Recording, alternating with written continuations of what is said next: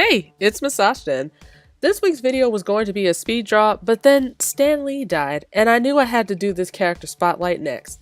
Stan Lee, along with Jack Kirby and a whole host of other talented writers and artists, created an incredible world full of unique characters and stories. But I still managed to create an OC for it. This week's video is about my Marvel Comics original character, Oliver Croix. Oliver is one of my oldest OCs. I created the basis for this character way back in 2000 when X-Men Evolution premiered, and Nightcrawler was one of the main characters. Finally! I loved him immediately and created a girlfriend for him. Miraculously, she didn't look just like him. That was a bad habit of mine back in the day. I created Drake and she was awful. Nothing about her made sense. She looked like a panther, but she could conjure fire somehow. Fast forward to Alan Cumming playing Nightcrawler in X2, and I adore him, so I went back to the drawing board and revamped Drake as Oliver. I have no idea what made me switch the color scheme and gender, but I've been rolling with it ever since. The first version of Oliver was a terrible, cliche twink running gag, blithely seducing the devout Kurt Wagner just to make the poor guy uncomfortable, and because he believes he's part evil or some crap. Man, that first story was garbage. They always are. Luckily, I'm the queen of rewrites, and after years and years and years and years and years and years of reading X-Men comics, I went back and wrote a halfway decent version of Oliver this time. Because his story is so long, I'm going to give away a few details. Like any good OC, he's related to an existing character. And just kidding, don't do that, that's a bad habit. He's actually Sabretooth's son, or he's meant to be Sabretooth's son, one of Sabretooth's many sons. But he's the exact opposite of what a Weapon X descendant would be. He's been trained to be vicious and to fight, but he doesn't want to do that. He starts out hiding from everyone at the mansion until Kurt intervenes. He gets Oliver to be Hank McCoy's assistant, and following around the big blue mutant introduces him to knowledge, science, and philosophy. Through Hank, he meets the Avengers and becomes friends with Peter Parker and Doctor Strange. He learns magic and finds peace in his existence, and that just pisses his father off even more. To find out what happens, you'll have to read his story. It's kind of long, but it's worth it. I'll put a link in the description. And now it's time for Oliver's speed paint, so enjoy!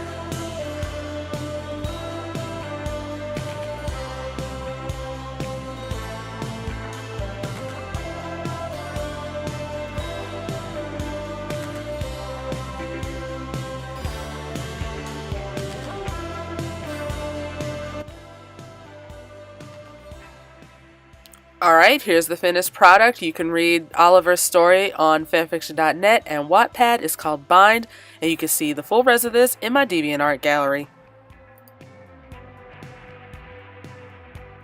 That's it for this week's video.